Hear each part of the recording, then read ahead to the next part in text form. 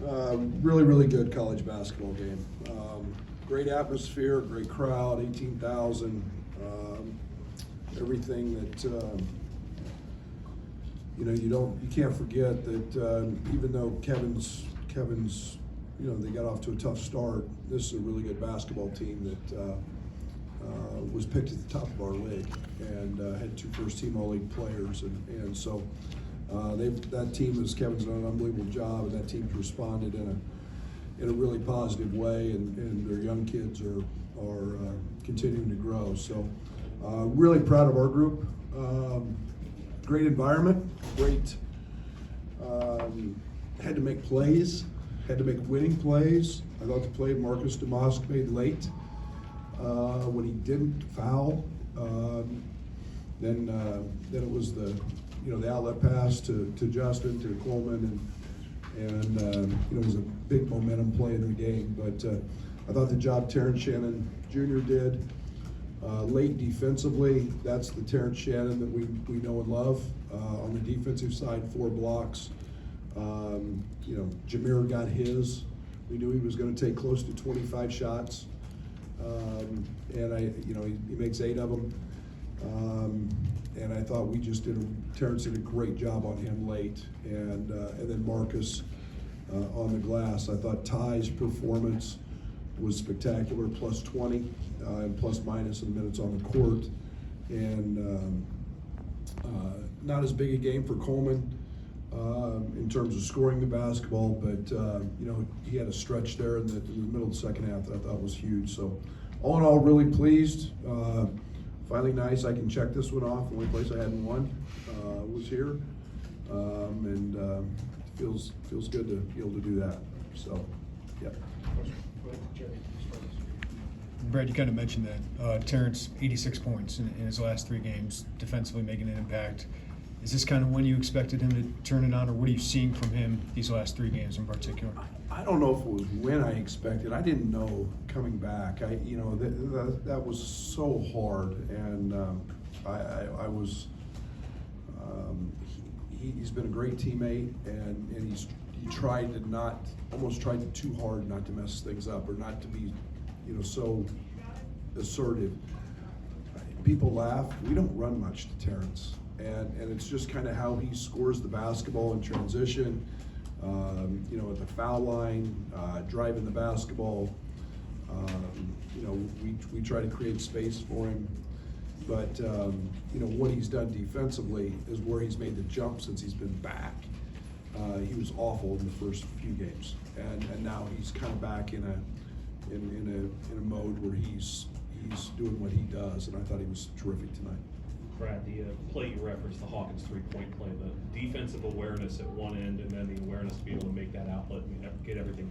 How valuable do you think that is for you guys to have all that stuff clicking, and how encouraging is it with about a month to go that's a month to go in the regular season? Well, those are plays that send you home in the NCAA tournament, and one of the most heartbreaking plays of my coaching career was us not diving on a loose ball against Notre Dame to go to the Sweet 16 by a guy who did it all year long, and trying to get our guys to understand the difference between winning and losing, and as I call it, the abruptness of the end, which happens in the NCAA tournament, and that was a big play. It wasn't a real smart play by Coleman, flinging it towards their basket, but the play Marcus made, and then Justin, the wherewithal to pitch it ahead, and those are plays that veterans make, and again, we talk a lot about those. So, those are plays you need to be able to make down the stretch in the last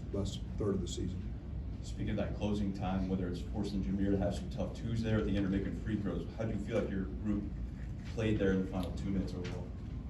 Well, I told them this is as tough an environment as there is in the Big Ten, and I didn't think we handled things great at Michigan State on their reunion weekend and their whiteout and their whole deal,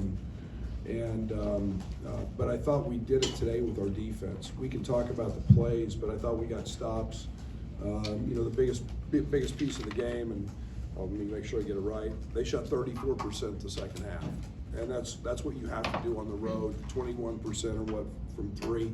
and that's how you have to win. And I thought we did that today, even when the crowd got rowdy, even when they made a couple possessions in a row scoring. I thought we handled that pretty well. Hey Brad, you mentioned getting your win here, but just what can this win and maybe the way you won it mean, as you kind of put the last pieces, of the regular season together? Well, we still got a lot of basketball left now, and I mean, we got a really, really hard one, and I think we're playing in, what's it called, Penn State? Rec Hall, a place that I've never seen, and everybody tells me it's nuts, and so we got a lot of basketball. It's one game against a really good team, and I have so much respect for Kevin and what he's done as a coach, but you want to build on some of those little plays that we've been talking about, the winning plays, and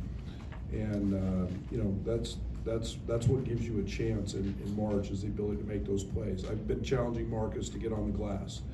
I'm going to keep challenging Terrence Shannon to get on the glass. He had 1 rebound in 39 minutes.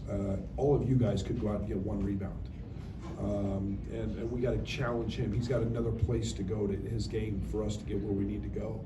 So a lot of positives. It was nice to get one against a really quality opponent in a great venue.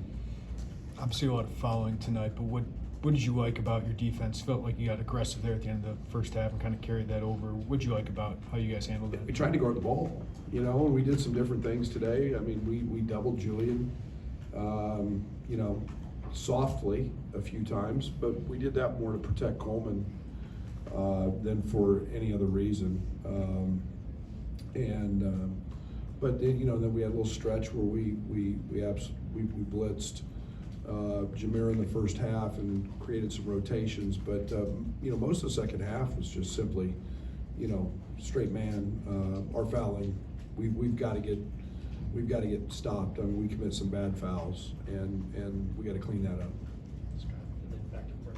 What did you like about what Justin gave you off the bench? It seemed like he was assertive in attacking the basket, when he had those opportunities. Yeah, I mean, they're one of the top 10 teams in the country and not giving up threes. And so there's very little opportunity for spray out threes. We knew that going in. We spent a ton of time talking about that. And so you've got to be able to drive the ball.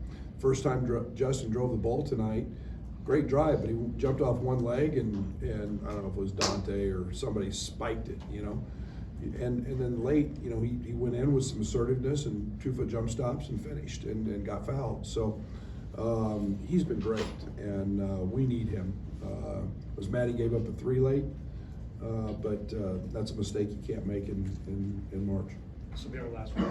19-2 fast breaks. How does that pace the offense, and what do you like most when you're getting up and down the court like that? Well, this is one of the best defensive teams, not only in the Big Ten, but in the country. And to walk in here and score 85 points is great. And I think we gained a little bit from watching the Iowa game. Iowa got some easy baskets against them in transition. We really emphasize it. It's what we try to do.